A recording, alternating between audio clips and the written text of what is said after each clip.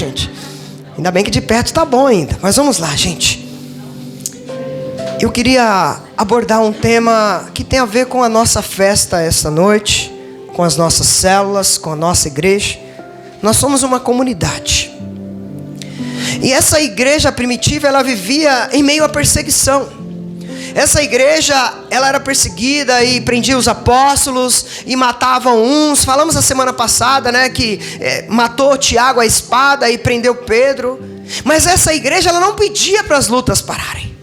E eu não sei como que você entrou aqui, não sei como está a tua vida. Talvez você tenha passado como esta igreja, dias difíceis, de lutas, de perseguição. Mas você não pode pedir para as lutas pararem. Esta igreja, ela não pede para a luta parar, ela não recua, pelo contrário, ela se coloca de joelhos e começa a orar. Se você acompanhar o capítulo 4, você vai ver que eles não pedem para parar a luta, mas eles começam a ter ousadia, eles começam a orar a Deus. Eu não sei como que está a sua vida, talvez sua vida financeira, emocional, sua vida espiritual, mas eu quero te dizer uma coisa: nunca peça para as lutas acabarem. Pelo contrário, peça para que você suporte o processo. Peça para que você persevere, porque sempre depois de uma luta grande, irmãos, eu tenho certeza que Deus vem com uma bênção maior ainda. Amados, sempre que Deus tem feito algo nesta igreja, na minha vida, na vida da minha família, sempre que Deus faz algo grande, é depois de lutas. Porque as lutas sempre nos preparam para algo maior. As provas sempre nos preparam para algo melhor. Então, amados, eu aprendo algo aqui. Quando eles começam a não pedir para a luta parar, mas começam a orar, o resultado, Deus responde imediatamente. Se você puder, com a sua Bíblia aberta, volte ao capítulo 4, versículo 31. Olha só o que diz, irmãos. O versículo 31 vai dizer assim, ó: e assim que terminaram de orar, tremeu o lugar onde estavam. Reunidos todos ficaram plenos do Espírito Santo, e com toda a coragem saíram anunciando a palavra de Deus. Amados, imagine a célula deles. Imagine Nissi, imagine o ano, imagine redenção. A célula deles, eles estavam orando tanto, tanta comunhão, ganhando almas, que o lugar da célula estremeceu. E eles ficaram cheios do Espírito Santo. E eu profetizo sobre a sua célula, cheia do Espírito Santo, vocês pregando com ousadia. Resposta de oração, irmãos. E todos ficaram cheios do Espírito Santo, e anunciaram, e testemunharam, e pregaram o amor de Deus. Amados, eu aprendo uma coisa: Deus ainda responde a igreja que ora. Deus responde o crente que ora. Esses dias o irmão compartilhou na nossa cela, terça-feira agora: pastor, eu tinha vontade de ter algo melhor para minha empresa, e compartilhando conosco, e foi lindo, que ele falou que Deus fez algo maravilhoso.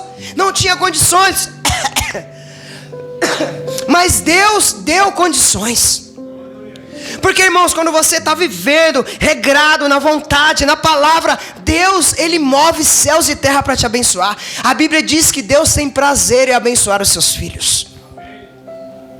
Amados, vamos lá, a primeira coisa que eu aprendo aqui: uma igreja que vive milagres. Capítulo 5, versículo 12. Muitos sinais e maravilhas.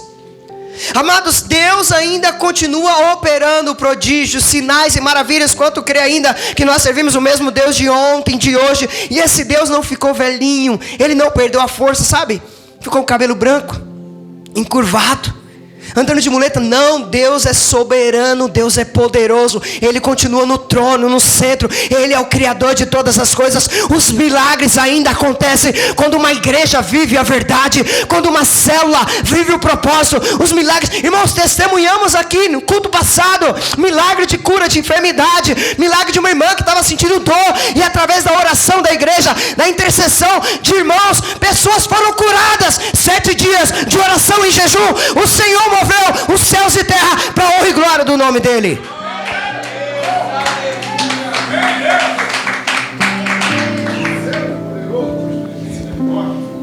Milagres não são raros, irmãos, que aconteciam naquela época. Não, milagres ainda são a manifestação da vontade de Deus.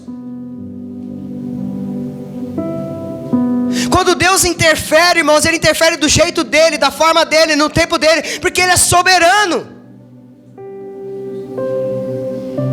Propósito que Deus realiza nos milagres. quero te ensinar aqui, são 3 propósitos. Primeiro deles, Jesus começa a realizar milagres ali através dos apóstolos, irmãos, para demonstrar compaixão, para suprir as necessidades daquele povo. Não que os milagres substituam o evangelho, mas os milagres, irmãos, são sinais para as pessoas crerem e abrirem as portas dos seus corações para que nós possamos pregar o evangelho. Segunda coisa que nós aprendemos, os milagres aconteciam ali para confirmar que Jesus é o Filho de Deus. Quando acontece milagre na igreja, nas células, é para confirmar que Jesus é o Filho de Deus, o soberano. Terceira coisa, irmãos, que os milagres acontecem para revelar verdades espirituais, que nós estamos aqui, mas estamos vivendo no mundo espiritual. Amados, eu falei para você aqui, milagres não substituem o evangelho, mas os milagres precisam acontecer para que os corações se abram para nós pregarmos o evangelho. Quando as nossas células começam a viver a verdade do evangelho, os milagres começam. Irmãos, é lindo que a irmã testemunhou aqui. Não sei se você está entendendo. Você está com depressão dentro de um quarto, pensando em não viver mais.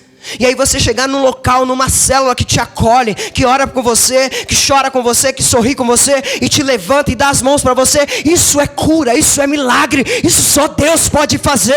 Isso é Deus através da igreja. Aqui era Deus através dos apóstolos e da igreja. E nas nossas células não é diferente. As nossas células é lugar de cura, é lugar de libertação, é lugar de transformação, é lugar de salvação, amados. Quantas vezes eu mesmo, irmãos, triste, angustiado, chegamos na cela, saímos diferente. Não é porque é pastor, porque é líder não, irmãos. A gente fala assim, hoje eu não vou realizar porque eu estou cansado. Mas não vê a hora quando começa de não acabar. Concorda comigo, irmãos? Quem levanta aqui os líderes? É fácil, não é fácil? Hoje eu não vou fazer não. Daqui a pouco começa a cela, o negócio vai ficando bom. Vai ver, 10 horas da noite. Você nem lembra mais que estava triste, que não queria ter feito a célula, só de ouvir alguém compartilhar algo que Deus fez. Amados, que eu aprendo aqui, uma libertação não tem preço. Uma pessoa que é liberta de um vício, de uma depressão, de uma ferida, de um trauma do passado, através de uma célula, através de uma igreja. Irmãos, uma vida transformada, uma pessoa que não tinha ninguém, mas agora eu não combinei nada com a irmã. Ela falou aqui, eu falei com ela hoje.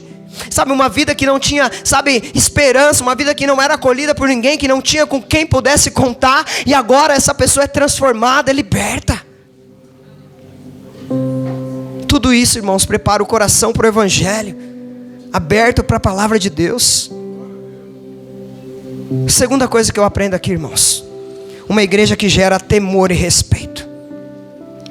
Versículo 13, olha só o que diz aí no versículo 13 do capítulo 5. E todavia ninguém de fora, irmãos, eu achei lindo quando eu comecei a ler isso aqui. Ninguém de fora tinha coragem de juntar-se a eles. Como que pode? O povo não queria se juntar a eles. Ué, mas a igreja não é para os de fora? É. Mas olha só, irmãos, isso acontece, sabe por quê? Porque logo você vai ver, Ananias e Safira tentam enganar o Espírito Santo e eles morrem na frente da igreja, na frente dos apóstolos. Isso gerou temor, porque não se brinca com as coisas de Deus. Então quem não queria nada sério com Deus, nem se metia a entrar na igreja. Fechava as portas para aquelas pessoas falsas, mas abria as portas para aqueles que queriam vida com Deus. Amados, eu aprendo aqui, olha só, em Atos que nós estamos aprendendo aqui, uma igreja que gera temor. A Bíblia vai dizer lá em Atos capítulo 1 que havia 120 orando. Irmãos, e quando esses 120 são batizados com o Espírito Santo de Deus, sabe o que acontece? Na primeira pregação de Paulo, quantas pessoas se converteram?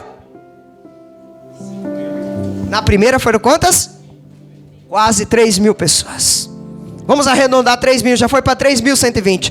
A segunda pregação aí, vem aqui, o irmão falou mais 5. Irmãos, uma igreja que põe temor e respeito, ela cresce, ela multiplica, ela faz a vontade de Deus. Essa igreja mudou de 120 para 8.120 membros.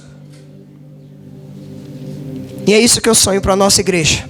Não só sobre o tamanho, mas de vidas sendo resgatadas, de famílias sendo resgatadas, curadas para a honra e glória do Senhor. E olha só, irmãos, havia uma perseguição na igreja daquela época e hoje não é diferente. Uma perseguição de fora, mandava prender, mandava matar, mas tinha perseguição de dentro. Ananias e Safira, pessoas hipócritas, fariseus dentro da igreja.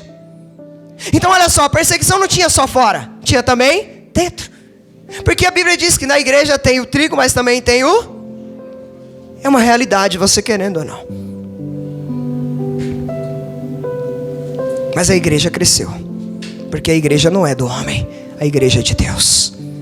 Ele deu a vida por ela. Por que ela cresceu, pastor? E aí eu quero que você aprenda.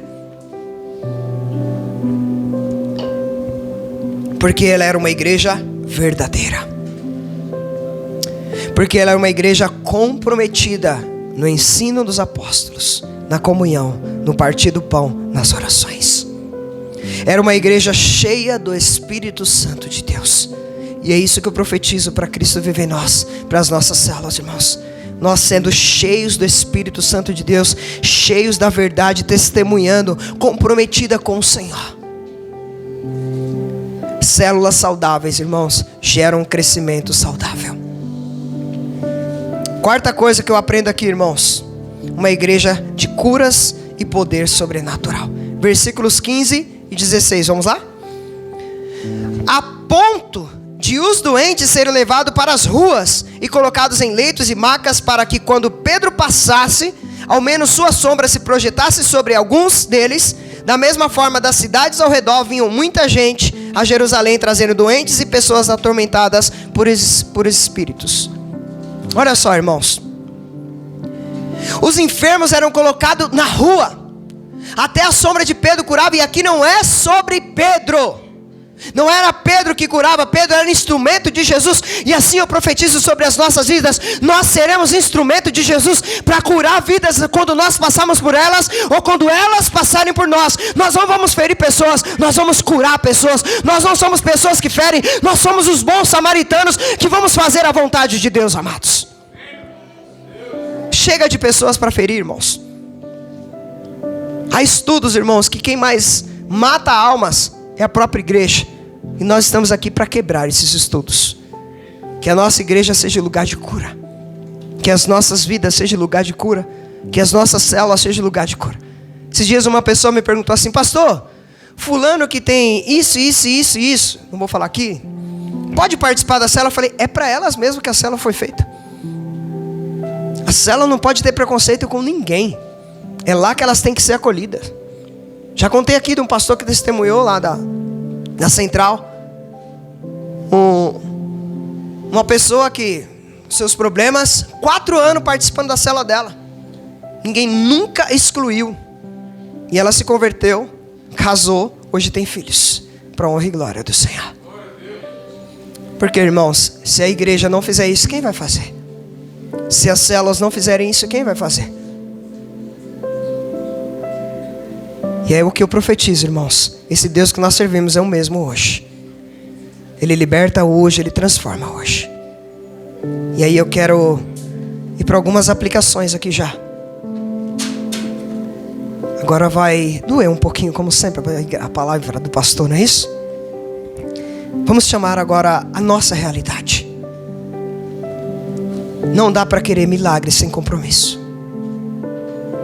Sem compromisso, a sua célula não vai curar ninguém. Sem compromisso, a sua vida não vai curar ninguém. Sem compromisso com Deus, você não vai ser curado. Vou falar algo aqui. Tivemos uma semana de oração e jejum. Louvo a Deus por uns adolescentes, jovens que estiveram aqui, alguns adultos. Mas os que foram fiéis foram adolescentes. E geralmente adolescente não gosta de orar, gente. Estiveram aqui a semana toda. Até dormiram. Mas oraram conosco mesmo dormindo. O que eu estou querendo dizer: não queira os milagres sem compromisso com Deus. Milagres só acontecem onde tem compromisso com Deus.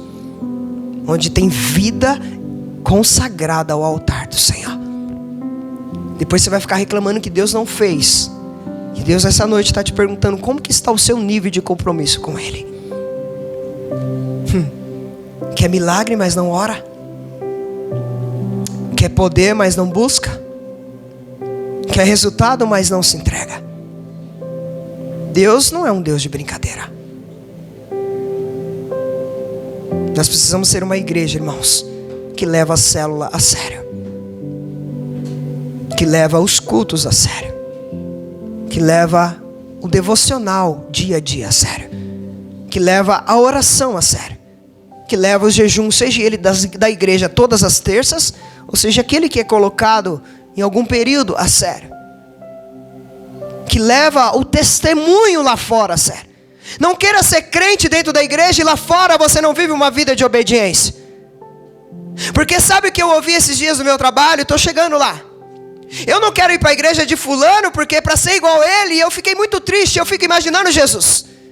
E eu falei, se Deus me colocou aqui é por um motivo. E essa semana, ontem, eu ouvi desse mesmo líder. Ele falou assim, em breve eu quero fazer uma visita na sua igreja. Eu não estou falando para trazer a glória para mim, porque a glória é dele. Mas o que eu estou querendo dizer, nós precisamos ser crente dentro da igreja, dentro da cela. Mas aonde colocamos as plantas dos nossos pés? E eu fiquei feliz, irmãos, porque há 3 semanas atrás eu fiquei triste ao ouvir falar que essa pessoa não queria saber de igreja nem de Deus. Então tome cuidado. Como que você tem agido perto das pessoas que não conhecem a Jesus? Você é uma carta viva, aberta de Deus para as pessoas. Nós precisamos ser uma igreja que vive a comunhão verdadeira, irmãos. Nós precisamos ser uma igreja que multiplica a vida. Nós temos aqui eu tenho que ganhar uma alma pelo menos uma vez por ano. Irmãos, há estudos que 70% da igreja nunca ganhou ninguém para Jesus, só vai para a igreja. Isso não pode acontecer. Um salvo precisa entender. Uma pessoa que conheceu a graça, como a irmã testemunhou aqui, o amor de Deus que estava perdido, ele precisa transmitir esse amor para alguém, para no mínimo uma vez por ano uma pessoa. Não podemos, nos sustentar só indo aos cultos, só indo à cela. Eu preciso orar por alguém durante o ano. Se você orar por alguém durante o ano, tem certeza que o Espírito Santo vai quebrar o coração dela.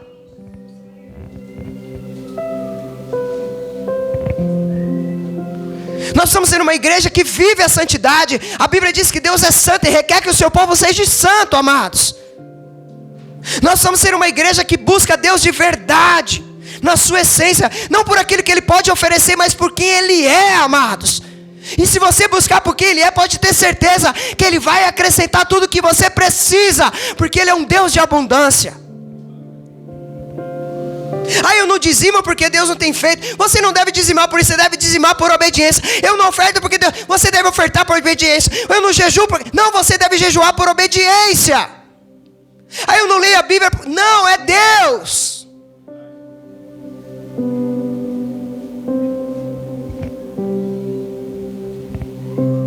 Que nós não possamos multiplicar só células, amados, mas multiplicar vida na vida.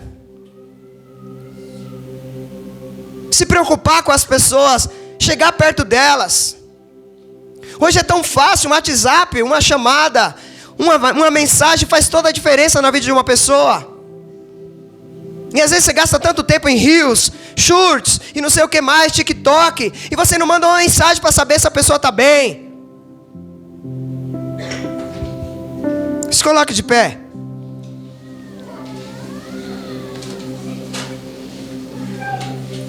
Hoje nós estamos vivendo um tempo, amados, que não dá para diferenciar entre crente e não crente. Nós não podemos fazer isso, amados.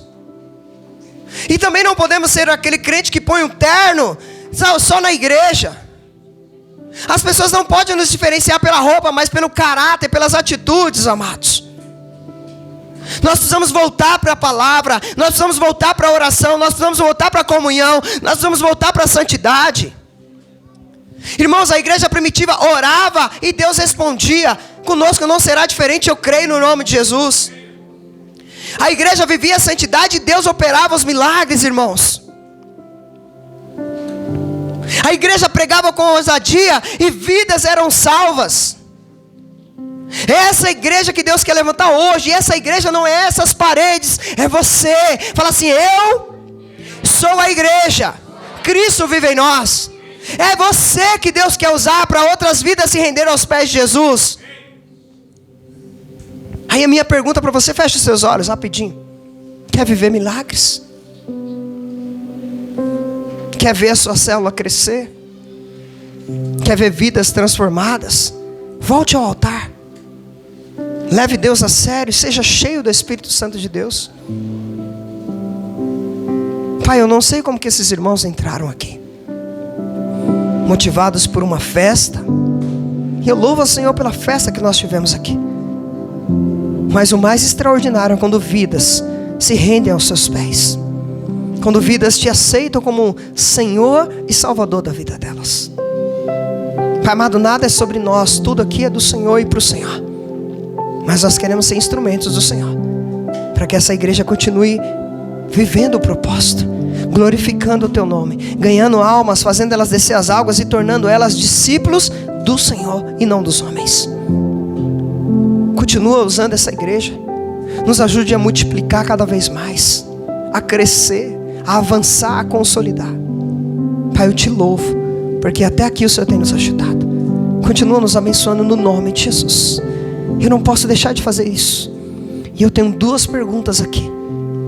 Duas perguntas para você. Diante do que você viu aqui essa noite, diante dessa festa, dessa palavra. A primeira é para você que estava longe dos pés do Senhor, e através da célula, através dos cultos, Deus tem te trazido ao altar.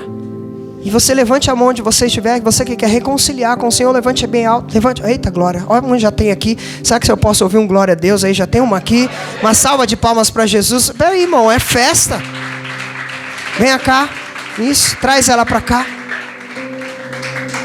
Só tem ela que é reconciliação aqui. Tem mais alguém que fala assim: eu preciso reconciliar com o Senhor. Eu já sou batizado, eu conheço a palavra. Não? Agora eu tenho outra pergunta para você que ainda não é batizado, não desceu as águas, ou ainda não aceitou Jesus. Eu te convido agora com mais uma pergunta. Você quer aceitar o Senhor Jesus como o único e suficiente Salvador da sua vida? Levante a sua mão. Tem alguém aqui? Não? Agora eu tenho um terceiro que Deus colocou no meu coração. Mandou eu ministrar aqui. Esse convite é para você que já reconciliou, você que já aceitou, mas agora é para você que quer ser batizado. Levante a sua mão em nome de Jesus. Eita glória. 1, 2. Tem mais alguém aí que quer descer? Ali 3. Levante a mão. Levante. 3. Tem mais alguém que quer descer? A irmã aqui já está para batizar, né? 4. Tem mais alguém aí para descer as águas?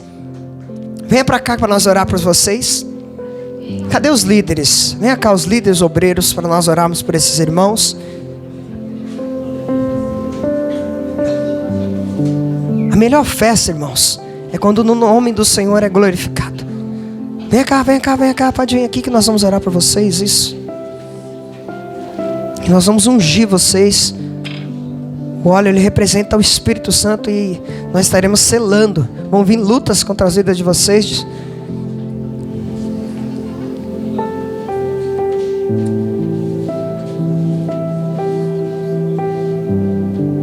Dá tempo ainda, hein, se tiver alguém aí ainda, hein? Aí, ó. Aí, Julius. Ó, Julius. Aí, Julius. Bate palma para Jesus aí, né, Júlio? Hã? Deus é bom. Vem cá orar por ele, irmão. Ué. Olha o privilégio que Deus está te dando. Hã? De descer no tanque. Quando for batizar, você vai descer para batizar ele em nome de Jesus. Tem mais alguém aí, gente? Dá tempo, hein? De reconciliar. Última chamada. Estenda as mãos para cá, igreja, por favor. Pode ungir eles, irmãos. Vamos sobre eles, unge eles.